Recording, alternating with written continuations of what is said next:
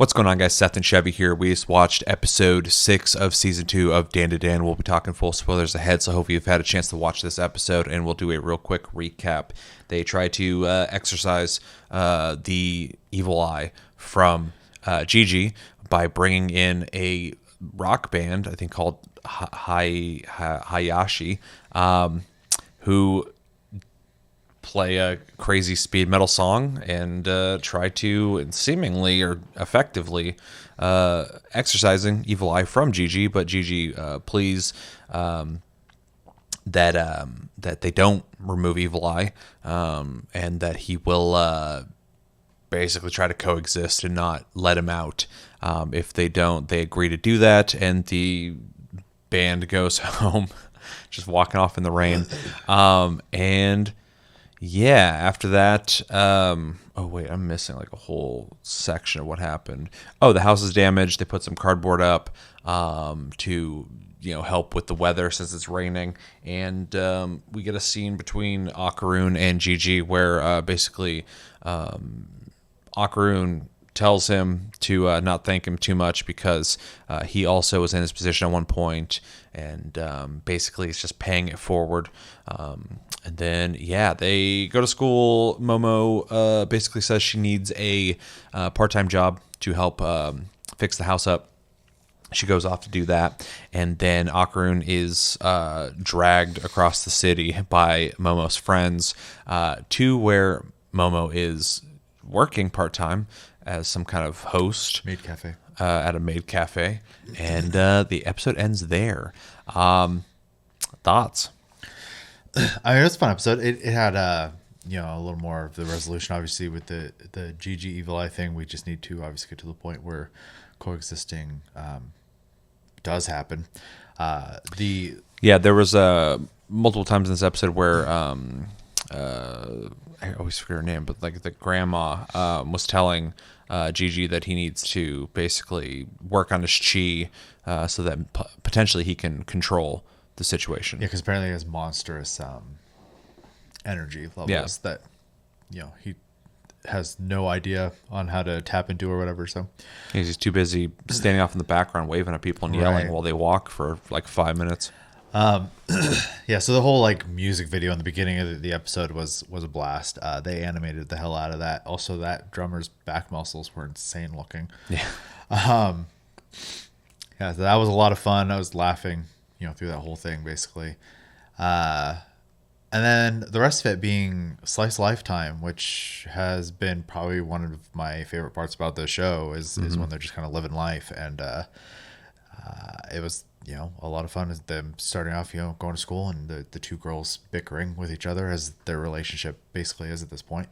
And then the, getting a part-time job thing, but just the way she's having those conversations with her, her friends and stuff like that. It was more than just I need to get a job. And I know someone. It was a whole conversation. It wasn't it didn't feel like a scripted, written out conversation either. It just felt like three friends chit-chatting, which I think the show does very well.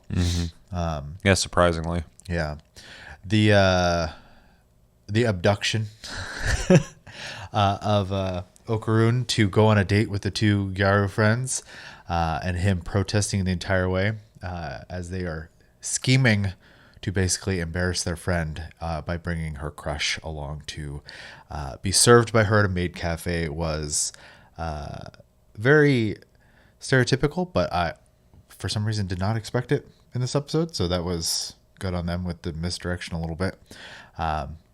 And also just kind of cute. So I'm looking forward to, hopefully we get a little play out of that in the next episode, because I think it'd be fun. So, but overall it was a fun episode. It had a lot of good moments in it. Obviously it's not an action episode, so there's nothing to get super hyped on in that regard. But for what we got, they decided, since we're not doing action, we're gonna just animate a music video very well. So this whole episode is animated really well. Yeah. There's a lot of scenes, even before the band showed up. I noticed multiple times, it's why is this animated so well? And then the whole part where they played the music was done very well.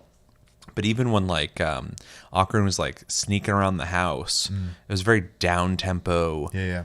slow played out scene of him just walking through this like destroyed house, and even Right. the foot movement, it like had a shot where I was looking at his feet, and the way they were like moving board was was like creaking. was like super impressive. I was like, they're putting like a fight budget into just like normal scene animation. Yeah, which is awesome. I mean, it's like one of my favorite things in Chainsaw Man as well. Oh, me When they too. were just kind of going through. I can't remember his name right now, but him just doing morning routines, and that was basically this, except for it was the middle of the night pee session. So That everyone was involved with. well, they all got to keep an eye on it, make sure it doesn't turn Yeah. no monster. So I just like how except for everybody's faces were what's-her-face animated, like snoring like a lumberjack in yeah. the background. It's like how all their faces were like the same. They all have that They're just like dead. face. Yeah, no, it was a lot of fun though. So Yeah, actually, really liked this episode a lot. I thought the band showing up even before they played the music was funny because they just look ridiculous, and it makes more sense now that we saw them in the intro to this season. Right. But also the one band member who just has like the normal guy. yeah, he looks like a guy from like the 70s or something in like a metal perm. band. Yeah. Yeah. Or just like a classic rock band or whatever. But everybody else is like, 80s hair metal, speed metal type dudes. Yeah. But every time they talked, he was like always just down in the corner, like same corner every time. It was hilarious to me. He even had a little flag in his base that said "Don't speak." Yeah. So yeah, those guys were funny. The scene where they played the music was awesome. As soon as they started playing, I was like, "This is fucking dope," and it was done really well. The animation and just how I loved Akarun and Momo and all of them reacting to it. Specifically, like when they first showed up, Momo was like super into it already, and then like when the music started playing, her and Akarun start just Getting headbanging into it, instantly. yeah. Yeah, and then eventually, what's her name, Ira? She started getting into it too, and then it showed like Granny as she's over there just Whipping away. yeah. And then to transition from this scene that was just like a lot of fun to watch, and the music was just banging, but to it transitioning over to the more dramatic element of Gigi remembering what he knows from Evil Eye and how he basically doesn't want him to just have to die again, basically like he's going to try to Empathizing, empathize and help any way he can. We got some emotion out of that, which wasn't even the last time we got anything like that, with the scene with Akarun and Gigi kind of talking about just looking out for each other, which was a great scene.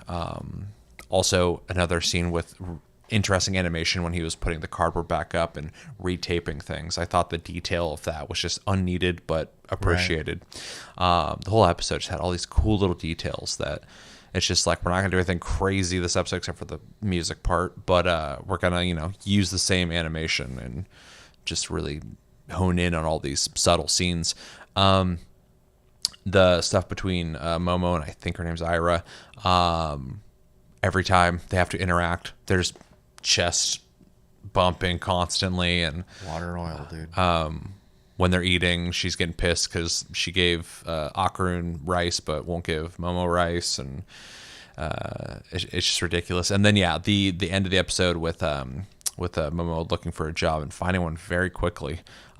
She just had mentioned she was it. given one. Yeah, just boom, instantly got one, and is already dressed up, ready to go. But Akarun getting dragged there was a lot of fun. It was funny. I liked when they were on the subway and he like tried to get up slowly and she just reached down, Pushed him down. pulled him down, and then he tried to run and they both grabbed him and just pulled him down. So episode's really good. I thought it had some heart, had a lot of humor, had a really cool music video in it that I was not expecting, but with this show I don't expect anything and I get a lot. Overall really enjoyed the episode. Looking forward to watching the next one. Yeah. Got anything else? No, I think that's it. Let us know in the comments what you guys think about this episode. What were your favorite parts? Maybe least favorite parts if you have any. Where do you think things are going? Unless you already know, please don't tell us. I think this next episode's already out, so you've probably already seen it. But we're going to go watch that right now. And general thoughts about this episode. Stay tuned. We are going to watch and review the next episode as well. So if you want to know our thoughts, That's coming up right after this. And if you have any recommendations, let us know in the comments below. We can't guarantee we'll watch them, but we'll take them into consideration. We're also watching Sakamoto Days. We'll do a full season review of that, and we are watching and doing episodic reviews of Kaiju number 8. I've been Seth Spachevi. Until the next review, we will talk to you guys later.